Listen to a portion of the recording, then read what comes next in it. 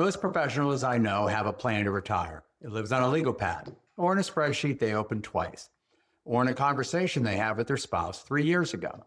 What they do not have is a dated sequence of decisions. Hi, I'm Kurt Rose, 40 years as a CPA and CFO. I retired at 61, earned a master's in entrepreneurship from the University of Florida at 63, and I've been building Retirepreneur ever since. In this series, we have covered what soft retirement is, how to run the financial math, and how to negotiate the arrangement with your employer. This is video 4. This is where it becomes executable. I'm going to walk you through a milestone-driven checklist, 5 years out to day 1. Specific decisions in sequence with clear criteria for when each one is done. Let's go. Most professionals know what they want. Very few map the path to get there. That gap is not a motivation problem, it is a structure problem. Without a dated sequence of decisions, soft retirement becomes permanent postponement. That is what this checklist fixes.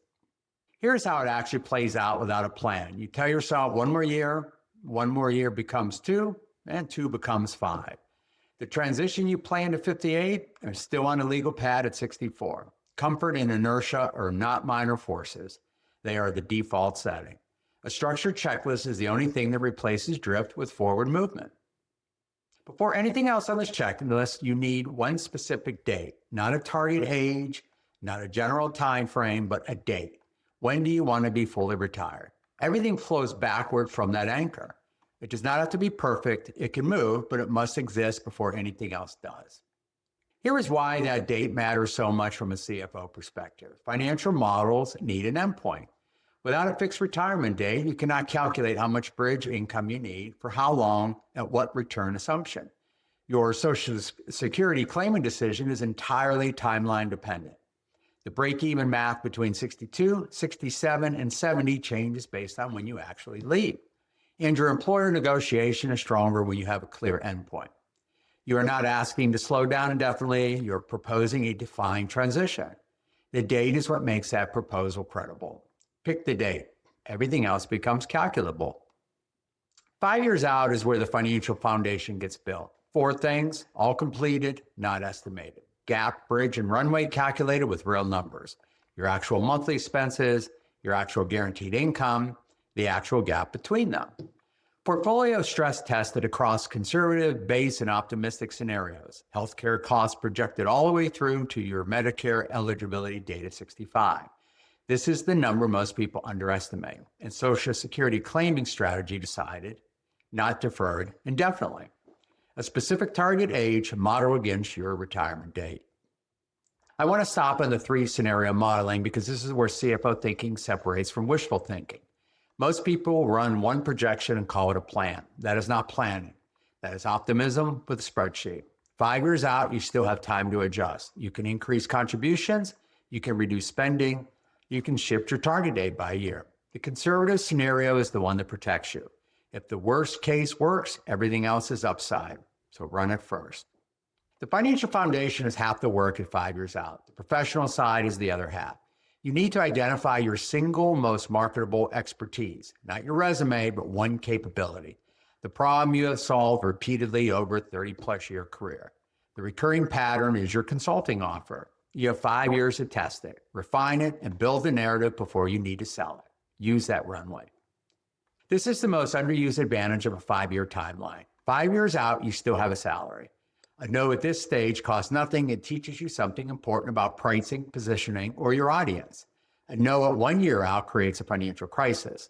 One conversation with a former colleague this quarter is worth more than a business plan you spend 3 months writing and never act on. Test demand before you need the income. At 3 years out, 3 things need to be in place. Legal structure decided with the CPA, not defaulted into.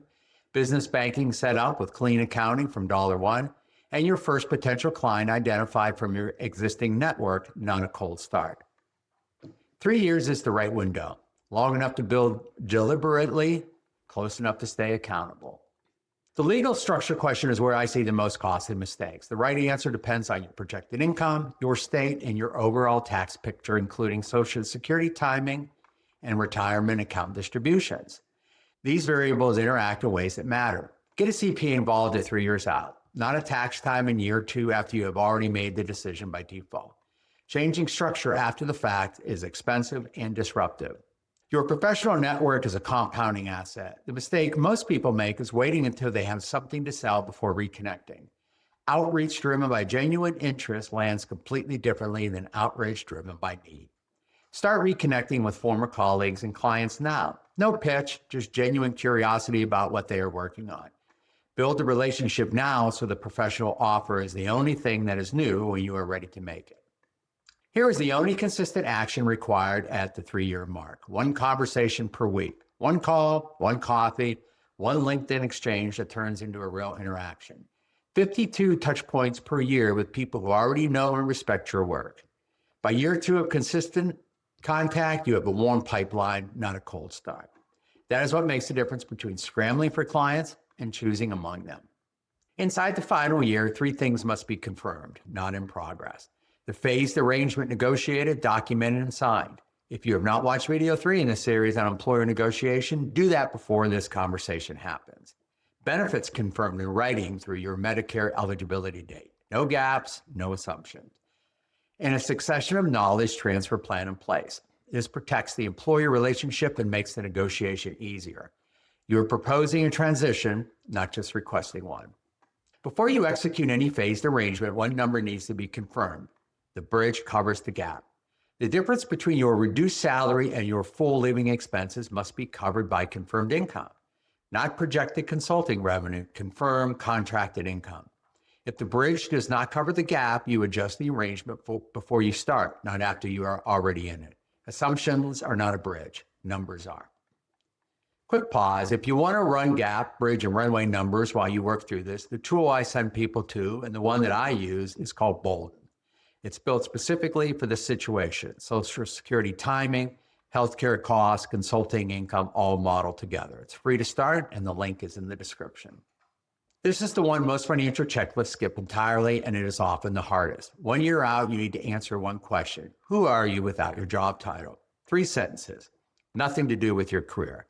If that question is hard to answer, that is not a minor inconvenience. It is important information that needs your attention before you leave, not after.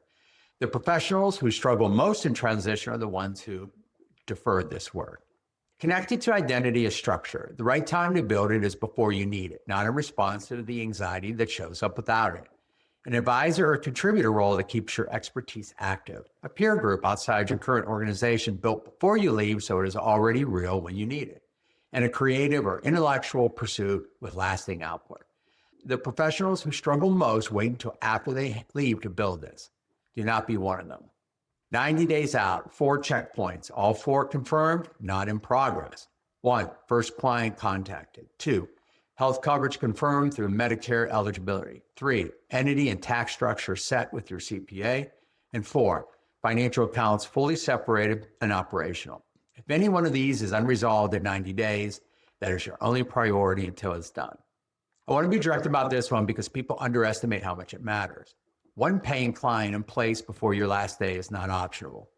Starting soft retirement with a client already contracted is a completely different experience than starting in and hoping one appears.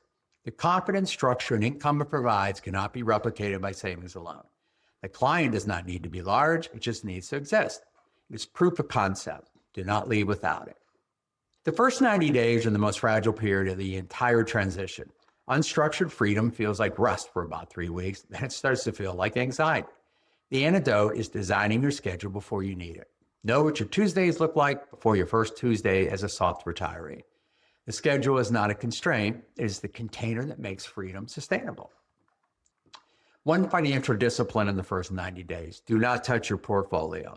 Let the bridge carry the full weight of your expenses. Portfolio untouched for a minimum of 90 days, no draws. If the bridge holds for the first 90 days, you have proof of concept across the board. The model works, the income is real, the transition is viable. If it does not hold, you need to know that in week 6, not in month 6.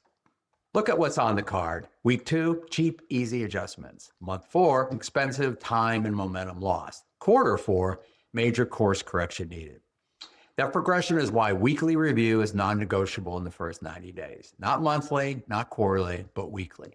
Small corrections early cost almost nothing. The same corrections 3 months later cost you time, income, and momentum you cannot get back.